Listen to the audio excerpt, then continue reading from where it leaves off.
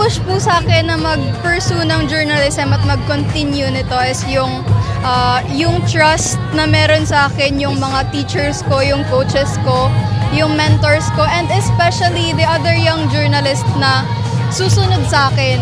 Kasi malaking bagay sa akin na may inspire ko sila, hindi lang sa kategory ng SciTech, pati na rin sa kategory ng gusto nila. Because yung journalist, being a journalist is amazing, honestly. Ang ganda maging journalist kasi nakaka-connect ka sa mga nagbabasa ng articles mo, nakaka-connect ka sa mga nanonood sa'yo. At kung nanonood man sila sa'yo, nakaka-inspire ka. And that's one of the things that pushes me.